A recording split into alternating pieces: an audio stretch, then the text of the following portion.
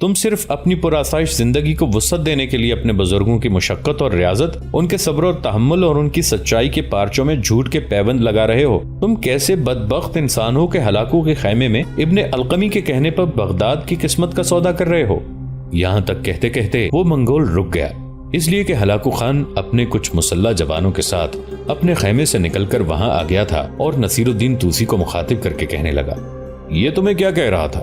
جواب میں اس منگول نے جو الفاظ استعمال کیے تھے وہ نصیر الدین توسی نے ہلاکو خان سے کہہ دیے۔ تب ہلاکو خان نفرت بھرے انداز میں اس منگول کی طرف دیکھنے لگا، پھر اسے مخاطب کر کے کہنے لگا، تیری یہ مجال کہ تو نصیر الدین توسی کے لیے یہ الفاظ استعمال کرے۔ اس منگول کی چھاتی تن گئی اور قہر بھرے انداز میں وہ ہلاکو خان کی طرف دیکھتے ہوئے کہنے لگا، ہلاکو، جو الفاظ میں نے اس بدبخت نصیر الدین توسی کے لیے استعمال کیے ہیں، اس سے بھی سخت الفاظ میں تمہاری موجودگی میں تمہارے خلاف استعمال کرنے کی ہمت اور جرأت رکھتا ہوں۔ سن ہلاکو، تو نفرت کیے جانے والا ایک جہنم، حرص و ہوس کا کوئی گہوارہ اور فنا کے لشکر کا سردار ہے۔ تو رسوائیوں کا امین ہے۔ میری تیرے لیے بدعا ہے کہ کوئی ایسا آدمی اٹھے جو تیری حالت بے کفنائی لاش، بدنامی سے اٹے چہرے اور وقت کے کالے بند دروازوں جیسی کرے، جو تیری ذات کی تنابیں کس دے اور تیرے چہرے پر دکھ کی دھول پھیر دے۔ اس سے آگے وہ منگول کچھ نہ کہہ سکا، اس لیے کہ ایک جھٹکے کے ساتھ ہلاکو خان نے اپنی تلوار نکالی اور اس منگول کی اس نے گردن کاٹ کر رکھ دی۔ وہ منگول مسلمان تھا۔ مورخین کے مطابق وہ ہلاکو خان کے چچازاد بھائی برقائی خان کا رشتہ دار تھا۔ مورخین یہ بھی لکھتے ہیں کہ جب اس منگول کے مرنے کی خبر برقائی خان کو پہنچی تو برقائی خان نے ایک سخت خط ہلاکو خان کو لکھا، جس میں انتہائی کھولتے الفاظ میں اس نے ہلاکو خان سے اس مسلمان منگول کے بارے میں باز پرس کی تھی۔ ہلاکو خان کو جب برقائی خان کا یہ خط اور پیغام ملا تو اس نے برسات سے پہلے برقائی خان پر حملہ آور ہونے کا فیصلہ کر لیا۔ جس روز ہلاکو خان نے برقائی خان کے اس رشتہ دار کو موت کے گھاٹ اتارا، اسی شب ہلاکو خان کے لشکر میں شامل بہت سے وہ جنگجو جن کا تعلق فرات تاتار سے تھا، وہ ہلاکو خان کے لشکر سے نکل کر شمال کے کوہستانی سلسلوں کی طرف چلے گئے تھے، جہاں پہلے سے ان کے فرات تاتار قبیلے کے لوگ ہلاکو خان کے خلاف ایک محاذ اور گروہ بنائے بیٹھے تھے۔ جہاں تک منگولوں کے اس فرات تاتار نام کے گروہ کا تعلق ہے تو اس کی تفصیل بہت طویل ہے۔ بہرحال اس کے متعلق یوں کہا جا سکتا ہے کہ منگولوں اور تاتاریوں کے متعلق پڑھنے والوں میں خاصی الجھن، پیچیدگی، شبہ اور غلط فہمی سی پائی جاتی ہے۔ تاریخی کتابوں کے مطالعے سے سب سے بڑی دقت پیش آتی ہے کہ پڑھنے والے لوگ منگول، تاتار، مغل، ترکمان، کراتار وغیرہ قوموں میں نہ امتیاز کر سکتے ہیں، نہ ان کی تفریق اور اصلیت سے واقف ہوتے ہیں۔ جب کوئی تاریخ پڑھتا ہے کہ سلجوقی لوگ مثلاً الپ ارسلان، تغرل بیگ اور ملک شاہ سلجوقی ترک تھے، پھر وہ چنگیز خان کی نسبت پڑھ لیتا ہے وہ منگول تھا، دوسری جگہ اسی کی نسبت پڑھتا ہے وہ ترک تھا، پھر چنگیز خان کو فتنہ تاتار کے نام سے موسوم دیکھ کر یہ قیاس کرتا ہے کہ منگول، ترک اور تاتار ایک ہی قوم کا نام ہے۔ لیکن آگے چل کر وہ منگولوں اور ترکوں کی مخالفت اور لڑائیوں کا حال پڑتا ہے، جس سے یقین ہوتا ہے کہ منگول اور ترک دو الگ الگ قومیں ہیں۔ پھر وہ ہندوستان کے مغلوں کی تاریخ پڑھتا ہے اور دیکھتا ہے کہ بعض سرداروں کو ترک کہا جاتا ہے اور وہ سلاطین مغلیہ سے رشتہ داری رکھتے ہیں۔ پھر دیکھتا ہے مغلوں کو مرزا کہا جاتا ہے اور ان کے نام کے ساتھ بیگ کا خطاب ضرور ہوتا ہے۔ دوسری طرف تیمور بایزید کو برسر پیکار دیکھتا ہے، مگر ایران کے بادشاہوں کے نام تاریخ میں پڑھتا ہے تو وہاں بھی مرزا کا لفظ ان کے ساتھ ہوتا ہے۔ دوسری طرف ترکمان عثمانی کے یہاں بک، بے یا بیگ کا خطاب موجود پایا جاتا ہے۔ یورپی مورخین کبھی کبھی ہندوستان کی سلطنت مغلیہ کو ترکی سلطنت کے نام سے یاد کرتے ہیں۔ ان حالات میں یہ مناسب معلوم ہوتا ہے کہ ترکوں اور مغلوں کی تفریق کے متعلق تفصیل بتائی جائے۔ دراصل حضرت نوح علیہ السلام کے 3 بیٹے تھے جن کے نام حام، سام اور یافس تھے۔ یافس کی اولاد بلاد مشرق یعنی چین وغیرہ میں آباد ہوئی۔ یافس کی اولاد میں ایک شخص ترک نامی ہوا، اس کی اولاد چین اور ترکستان میں پھیل گئی اور وہ سب ترک کہلائے۔ بعض لوگ غلطی سے افراسیاب کو بھی ترک سمجھتے تھے، حالانکہ وہ ایران کے شاہی خاندان کیانی سے تعلق رکھتا تھا اور فریدون کی اولاد میں سے تھا۔ چونکہ وہ ترکستان کا بادشاہ تھا اس لیے غلطی سے لوگوں نے اسے ترک قوم میں شمار کیا۔ ترک بن یافس کی اولاد چین، ترکستان اور منگولیا وغیرہ میں جب خوب پھیل گئی تو انہوں نے امن و امان اور نظام کے قائم رکھنے کے لیے ایک شخص کو اپنا سردار تجویز کرنا ضروری سمجھا۔ رفتہ رفتہ ان میں بہت سے قبیلے اور گروہ پیدا ہو گئے۔ ہر قبیلے اور گروہ نے اپنا ایک ایک سردار بنایا اور یہ تمام سردار ایک سب سے بڑے سردار کے ماتحت سمجھے جاتے تھے، لہذا ترک بن یافس کی اولاد کے ہر قبیلے پر ترک کا لفظ بولا جاتا ہے۔ تمام باشندگان چین، ختن اور ترکستان ترک کہلائے جاتے تھے۔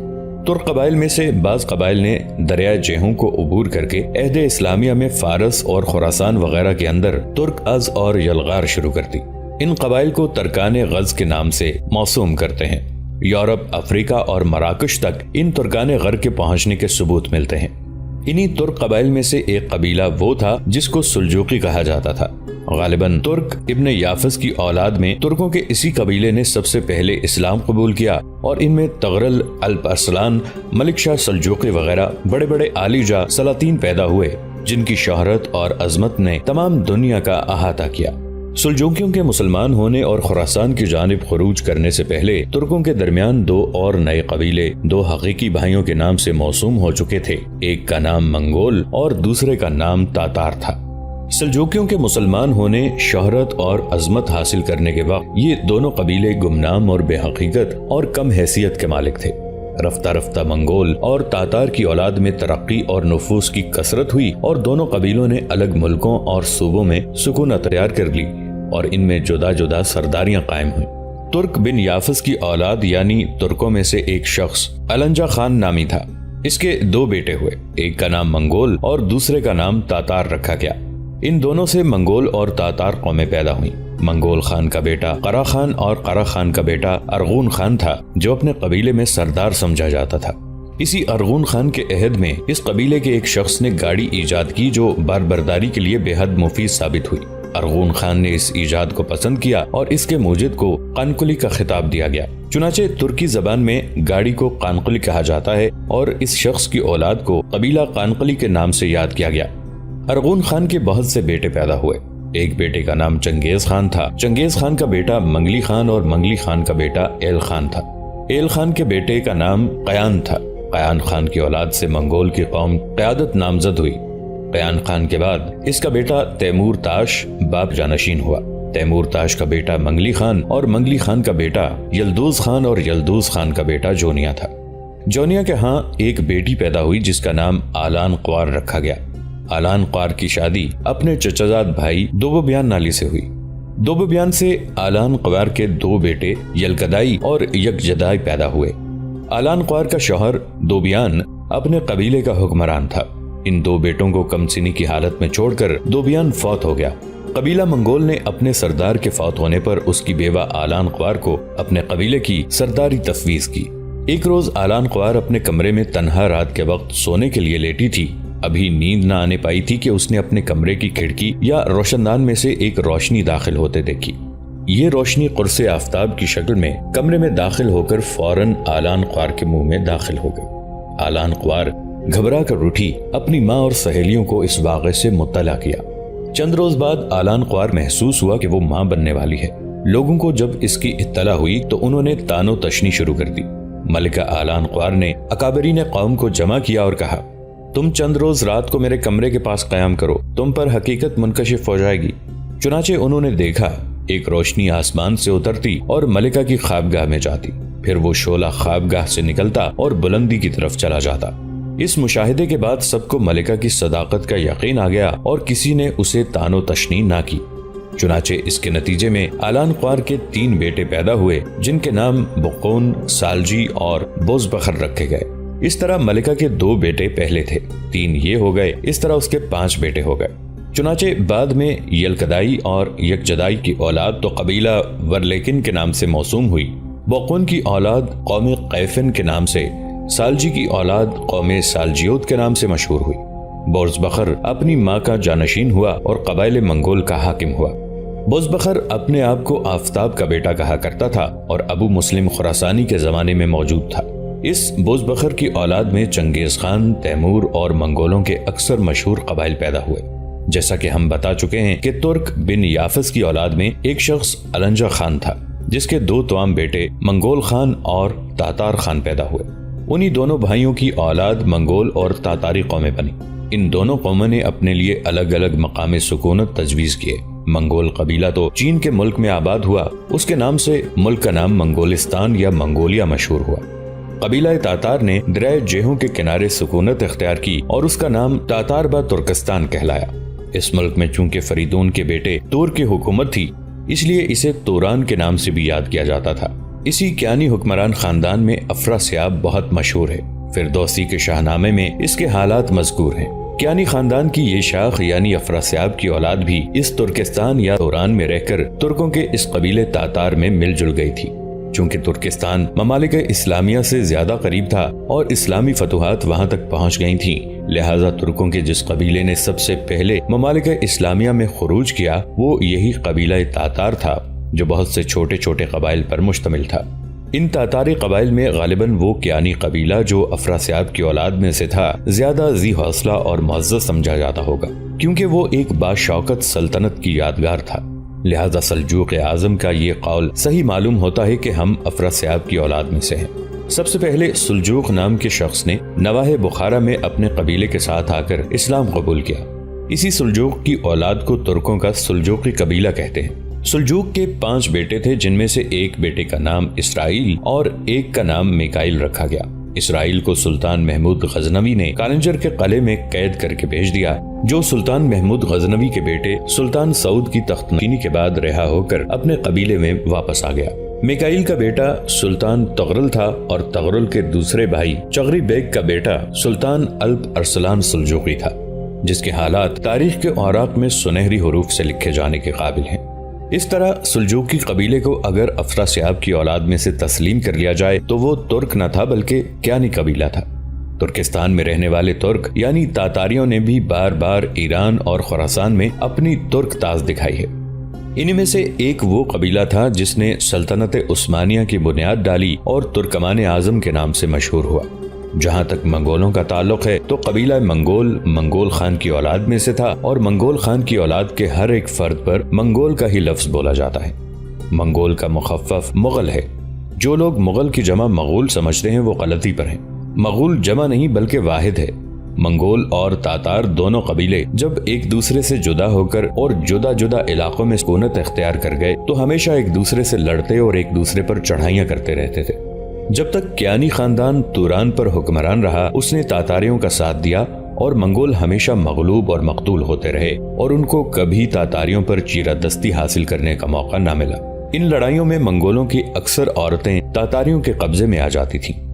ان عورتوں سے جو اولاد پیدا ہوتی تھی وہ اس اولاد کو تاتاری لوگ باندی بچہ سمجھتے اور اپنے ترکے کا وارث نہیں بناتے تھے۔ رفتہ رفتہ اس قسم کے لوگوں کی اکثریت ہو گئی اور ان کی شادیاں اس قسم کے لوگوں میں ہونے لگی۔ اس طرح ایک الگ قوم تیار ہو گئی جس کو تاریخ کے اوراق میں فرا تاتار کا خطاب دیا گیا ہے۔ بعض مورخین کا خیال ہے کہ انہی لوگوں کو ترکمان کہا جاتا ہے۔ یہ تاتاریوں کی منگولوں سے نفرت کا نتیجہ تھا کہ انہوں نے منگول عورتوں کی اولاد کو اپنا ہم پلہ نہ سمجھا، ورنہ حقیقتاً تاتار اور منگول ایک ہی باپ کی اولاد میں سے تھے۔ اب یہی فرا تاتار قبائل ہلاکو سے بھی نفرت کرتے تھے، اس لیے کہ فرا تاتار تاتاری تھے، ہلاکو خان منگول تھا۔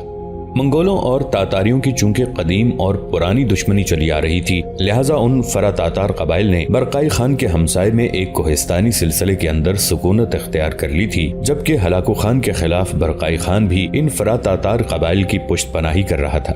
اس موقع پر یہ بھی بتا دیا جائے کہ بعض لوگ غلطی سے ازبک قبائل کو تاتاری قوم سمجھتے ہیں، حالانکہ ازبک چنگیز خان کی اولاد میں سے ایک قبیلے کا نام ہے۔ غلط فہمی غالباً اس لیے پیدا ہوئی کہ ہندوستان کے سلاطین مغلیہ کی قبیلہ ازبک کے کئی فرما رواؤں سے لڑائیاں ہوئی تھیں، اور وہ ازبک اس زمانے میں ترکستان کے بادشاہ تھے۔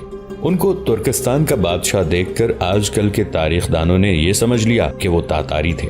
ہاں، تاتاری لوگوں کی سلطنت عثمانیہ ہے۔ اس کے علاوہ منگول قبائل میں جو زیادہ تر اہم اور نامور ہیں ان میں قیچاق، ایفور، خلج، قاچار، افشار، جلائر، عدلات، دغلات، قنقرات، سلدوز، ارغون، کوچین، ترقانی، تغائی اور قاشقال وغیرہ یہ شاخیں ہیں۔ اس کے علاوہ یہ بات بھی بڑی اہم ہے کہ ترک ایک ایسا عام لفظ ہے جو منگولوں اور تاتاریوں کے ہر ایک قبیلے پر بولا جا سکتا ہے۔ چونکہ تاتار اور منگول دونوں ایک ہی قبیلہ ترک کی دو شاخیں ہیں، منگولوں کا اصل وطن چین اور منگولیا تھا اور تاتاریوں کا وطن ترکستان تھا۔ بعد میں تاتاریوں کو ترک کہنے لگے اور لفظ ترک کی عمومیت معدوم ہو کر تاتار کے مترادف رہ گئے۔ اس طرح تاتار کا لفظ حرف عام سے غائب ہو گیا۔ ترک اور منگول دونوں قوموں کے نام مشہور ہوئے۔ بعض مورخین نے اصلیت کی بنا پر منگولوں کو بھی ترک کے نام سے یاد کیا، کیونکہ وہ ترک بن یافس کی اولاد میں سے ہیں۔ بعض نے سلجوقیوں کو بھی ترک کہا اور بعض نے سلاطین عثمانیہ کو بھی اسی وجہ سے منگولوں کا ہم قوم قرار دیا۔ غرض ان لوگوں کا شجرہ نسب جاننے کے بعد تاریخ کا مطالعہ کرنے والوں کے لیے بہت سی دقتیں حل ہو جاتی ہیں۔ یہ بات بھی ذہن میں رکھنی چاہیے کہ شروع میں تاتاری منگولوں پر غالب رہتے تھے اور تاتاریوں کی قوم جو منگولوں سے زبردست ہونے کی وجہ سے منگولوں کو اپنے علاقے سے باہر قدم رکھنے کا موقع نہیں دیتی تھیں، ترکستان سے نکل کر خراسان، ایران، عراق، شام، ایشیائے کوچک تک پھیل گئی تھیں اور اس قوم کے بہادر اولو العزم افراد قبائل ممالک اسلامیہ میں بڑے بڑے مناصب اور عہدوں پر فائز ہو کر اپنے قدیمی وطن ترکستان کا خیال چھوڑ چکے تھے۔ ان میں ہر قسم کی تہذیب اور شائستگی آ گئی تھی اور منگول قوم کا پشتینی دشمن ان کے راستے سے الگ ہو چکا تھا، لہٰذا وقت آ گیا تھا کہ یہ قوم انتہائی جہل، بدتمیزی اور بد تہذیبی کے ساتھ اپنے کوہستان مامن اور قدیمی وطن کو چھوڑ کر متمدن دنیا میں نکلے، اور یہی کام چنگیز خان اور اس کے بعد ہلاکو خان نے شروع کیا تھا۔ بہرحال ہلاکو خان کے لشکر میں جو فرا تاتار لوگ تھے اور نہایت اعلیٰ پائے کے جنگجو تھے، وہ برقائی خان کے ہمسائے میں کوہستانی سلسلوں کو اپنا ملجا و ماوا بنا رہے تھے اور ان میں سے بہت سے اسلام بھی قبول کر چکے تھے۔ غدار اور نمک حرام ابن القمی نے جب ہلاکو خان کا کام آسان کرنے کے لیے بغداد کے لشکر کے بہت سے حصوں کو جنوب اور مشرق کی سرحدوں کی طرف بھیج دیا اور جو لشکری اس وقت بغداد میں رہ گئے تھے ان کی تنخواہیں بند کر دیں اور انہیں یہ اجازت دے دی کہ وہ بازاروں سے جو محصول جمع کیا جاتا ہے وہ جمع کر کے اپنی تنخواہیں پوری کر لیں، اور اس کے ایسا کہنے سے بغداد کے اندر ایک افراتفری اور لوٹ مار کا بازار گرم ہو گیا تھا۔ یہ صورتحال دیکھتے ہوئے بغداد کے اندر اس وقت جو سرکردہ سالار تھے وہ ایک جگہ جمع ہوئے۔ ان سرکردہ سالاروں میں بغداد کے لشکریوں کا سالار اعلیٰ فتح الدین داؤد، نائب سالار اعلیٰ منصور بن احمد اور اس کے علاوہ دوسرے عام سالاروں میں سے مجاہد الدین ایبک، حسام الدین جوکندار، شرف الدین کردی، صالح بن اشرف اور بہت سے دیگر سالار ایک جگہ جمع ہوئے۔ جب سب اکٹھے ہو گئے تب گفتگو کا آغاز نائب سپہ سالار منصور بن احمد نے کیا اور بغداد کے لشکریوں کے سالار اعلیٰ فتح الدین داؤد کی طرف دیکھتے ہوئے کہنے لگا۔ ابن القمی اپنی طرف سے پوری کوشش کر چکا ہے کہ بغداد کو تشت میں سجا کر ہلاکو خان کے سامنے پیش کر دے اور خلیفہ مستعصم متوقع حالات پر ایسے آنکھیں بند کیے بیٹھا ہے جیسے اس نے کوئی ایسی ٹوپی پہن لی ہے جسے کوئی دیکھ نہیں سکتا۔ ابن القمی پہلے قراقرم میں قاصد بھیج کر بغداد پر حملے کی ہلاکو خان کو دعوت دے چکا ہے، اب اس نے تیز رفتار قاصد پھر ہلاکو خان کی طرف بھیجے ہیں اور اسے بغداد پر حملہ آور ہونے کی ترغیب دی ہے۔ ساتھ ہی اپنے دوسرے بدبخت ساتھی نصیر الدین توسی کو بھی پیغام بھیجا ہے کہ وہ چونکہ ہلاکو کے مشیر کی حیثیت سے کام کر رہا ہے لہٰذا وہ بھی ہلاکو کو بغداد پر حملہ آور ہونے کی ترغیب دے۔ ان حالات میں ہلاکو ہر صورت میں بغداد پر حملہ آور ہوگا۔ اس موقع پر جو بات میری سمجھ میں آتی ہے وہ یہ ہے کہ ہم سب مل کر پہلے خلیفہ مستعصم کے بیٹے ابو بکر کے پاس جائیں، اسے ساری صورتحال سے آگاہ کریں اور آنے والے خطرات کی نشاندہی کریں اور اسے ساتھ لے کر خلیفہ مستعصم کی خدمت میں حاضر ہوں اور ابن القمی مسلمانوں کے ساتھ جو کچھ کر رہا ہے یا کرنے والا ہے اس کی خلیفہ کو اطلاع کریں اور اسے یہ مشورہ دیں کہ وقت ضائع کیے بغیر ابن القمی کو گرفتار کر کے اس کی گردن کاٹ دی جائے، اور اس نے حکم نامہ جاری کر کے جن بڑے بڑے لشکروں کو مختلف سرحدوں کی طرف روانہ کر دیا ہے ان سارے لشکروں کو واپس بغداد میں طلب کر لینا چاہیے۔ اگر ہم ایسا کرنے میں کامیاب ہو جاتے ہیں تو میں آپ کو یقین دلاتا ہوں کہ ہلاکو کو مار مار کر ہم منگولیا تک پہنچانے میں کامیاب ہو جائیں گے۔ اگر ابن القمی نے جو ہمارے لشکر دور افتادہ علاقوں کی طرف بھیج دیے ہیں وہ ہلاکو کے حملہ آور ہونے سے پہلے ہمارے پاس بغداد میں پہنچ جائیں تو جو لشکر ہلاکو کو لے کر آ رہا ہے اتنا ہی ایک اور لشکر بھی لے آئے تو خداوند قدوس کو منظور ہوا تو اس بلا کو ہم وہ سبق دیں گے کہ آنے والے دور میں وہی نہیں اس کی نسلیں بھی بغداد کا رخ کرتے ہوئے لرزہ براندام اور خوفزدہ ہو جائیں گی۔ یہاں تک کہنے کے بعد منصور بن احمد جب خاموش ہوا تب فتح الدین داؤد اپنے سارے ساتھیوں سالاروں کی طرف دیکھتے ہوئے کہنے لگا، جو کچھ منصور بن احمد نے کہا ہے میں اس سے مکمل طور پر اتفاق کرتا ہوں اور ساتھ ہی آپ لوگوں سے یہ بھی گزارش کرتا ہوں کہ جو اس سے متفق نہ ہو وہ اپنے خیالات کا اظہار کرے۔ دوستو آج کے لیے اتنا ہی، اسی کہانی کی اگلی قسط کے ساتھ بہت جلد حاضر ہوں گے۔ نیچے کامنٹ سیکشن میں اپنی رائے کا اظہار ضرور کیجیے گا۔ ہمارے اس چینل کو سبسکرائب کر کے نیچے موجود بیل آئیکن کو بھی ضرور کلک کیجیے گا۔ اگلی ملاقات تک کے لیے ہمارا اور آپ کا اللہ نگہبان۔